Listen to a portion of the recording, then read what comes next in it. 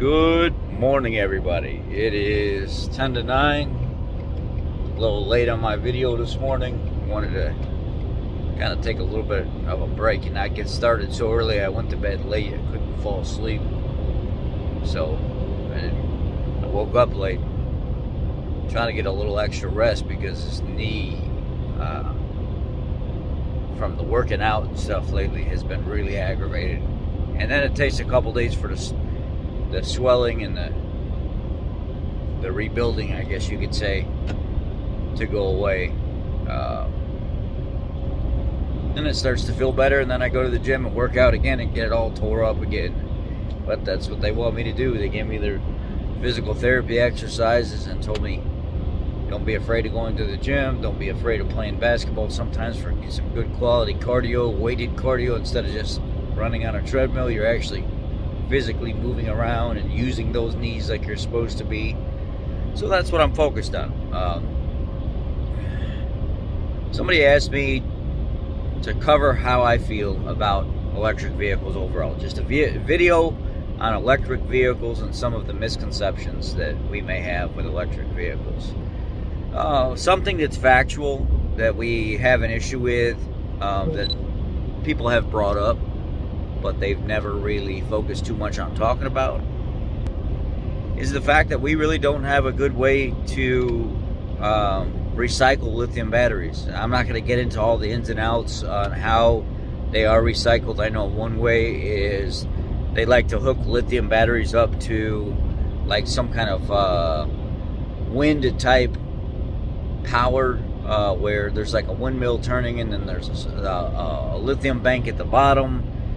And you know, at full capacity, they're at 100%. You know, when they're in a vehicle, and then when they get recycled and reused as a lithium power storage pack for like a windmill or something else, in order to store reserve supply, they're at like 80%. And after, you know, so many years of using it as that, it gets brought down to like 50%. And then there's no real good way to continue to use them.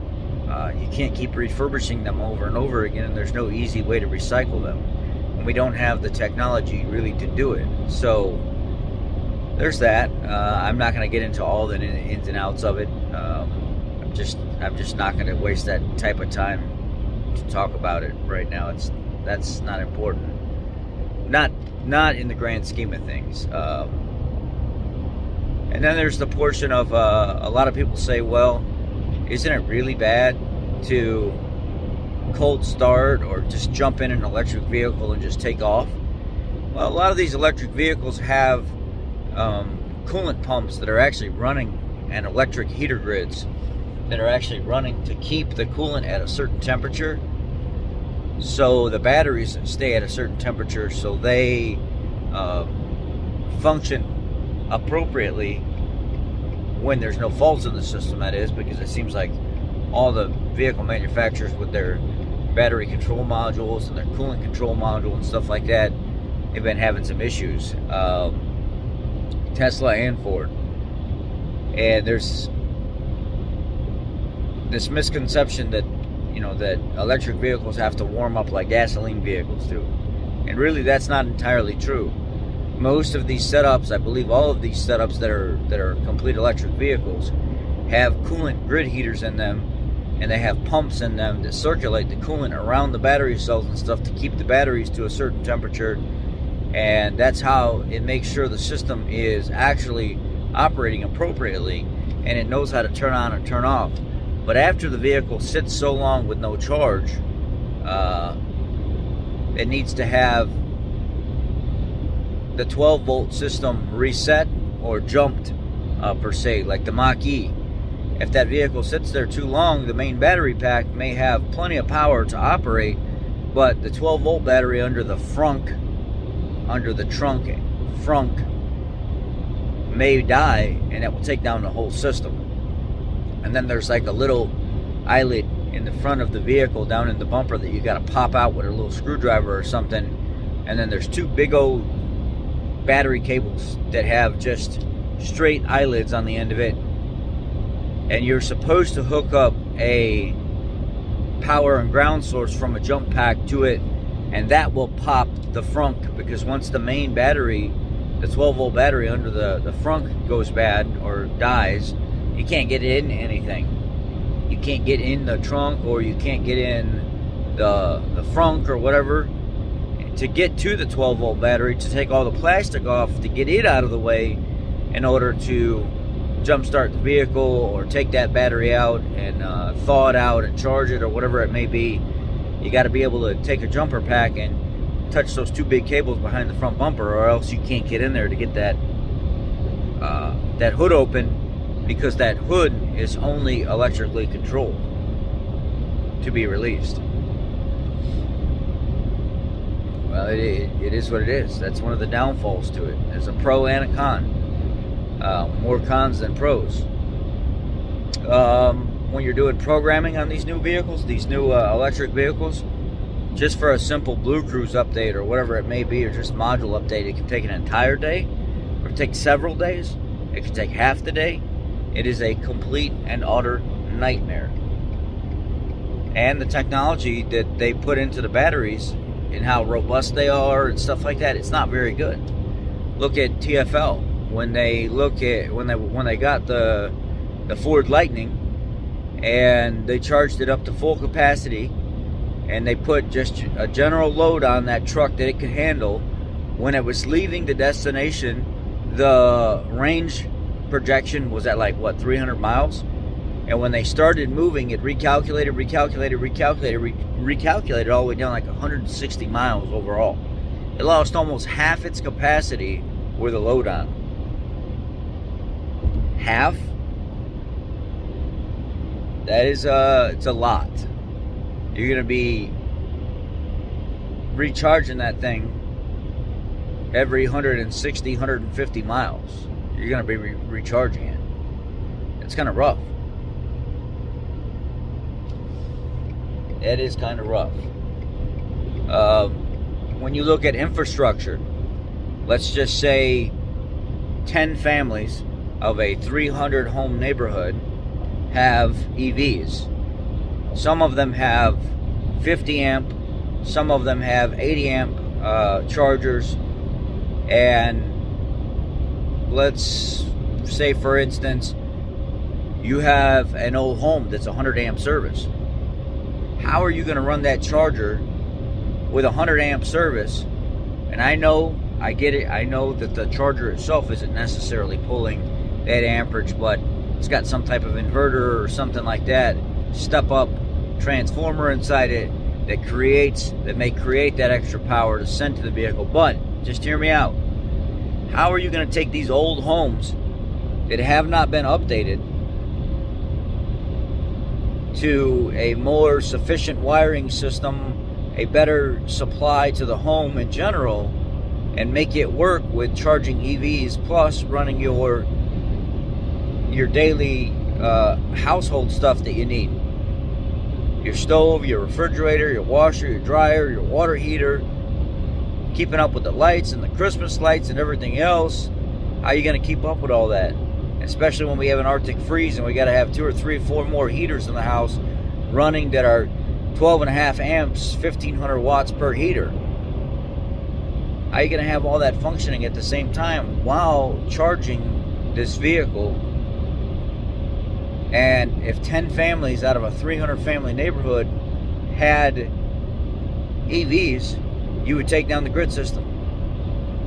You would literally collapse the grid system for that neighborhood. It just wouldn't work. Another thing that people don't realize is working on electric vehicles are much more finicky than working on ICE engines. And the reason I say that, or ICE vehicles, and if you don't know what ICE means, when people reference ICE in the comment section, it's internal combustion engine.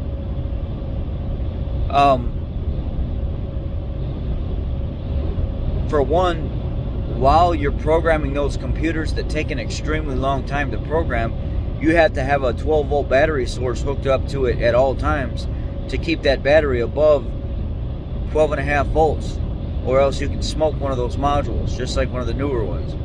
while you're programming those vehicles, there is a coolant pump circulating coolant the entire time through the battery cell pack. So while you're supplying power to that vehicle to program those computers, a coolant pump is turning on, taking away from that power supply. So you have to increase the power supply even more, thus taking more money, driving up your bill for working on that vehicle. If people could break down the amount of money that's used to get that vehicle back on the road, everything programmed, the amount of time the technician has in it, and I mean, if you just broke it down overall, you can look and see that it doesn't look like a very bright idea. We don't have the lithium technology. We don't have the charging capability. What are you going to do? Make everybody with old homes that have EVs retrofit their homes? Hell, there's already certain townships and neighborhoods and apartment complexes and stuff that have been popping up on the internet that are telling people no EVs. We're not installing chargers for you guys, and we don't have the capability of supplying the amount of power that you need to run every single apartment or every single townhome, plus have an EV charger. We'd have to have somebody come in and retrofit, and we're not doing that. So no, it's a completely ban on EVs if you're living in this facility and you need the capability to charge. It's just not happening. We're not supplying it for you. They just don't want to spend the thousands of dollars in upgrading everything in order to make it work for people that want to have EV chargers at their home. And on top of that, how many faults have we been seeing pop up on the internet with people traveling the country and then having to stop at EV testing stations when there's an extreme freeze outside or something like that, and these EV charging stations, and they're down. They don't function. They malfunction majorly in the cold. I mean, to be honest with you, I'll go to school and learn to work on them. I look forward to that. I definitely see there's a blend of that mixture, going on now that is important for some people.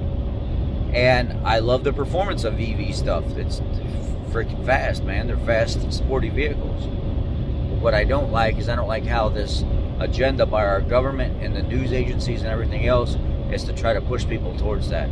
It's complete bullshit to me.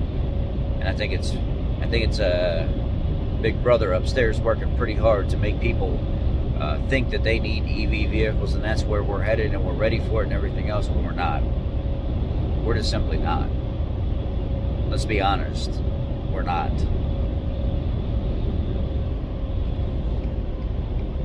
It's just my thoughts. Y'all be blessed. Have a great day. Love y'all. Stay warm. Today's supposed to be up to about 50 up here in Illinois, they said. I woke up this morning, it was already 33 degrees. And I was like, wow, it's a change. It's a little different than 0 degrees or negative 25 with the wind chill, the real feel, or negative 35, whatever it was. It's a change. Y'all have a great day.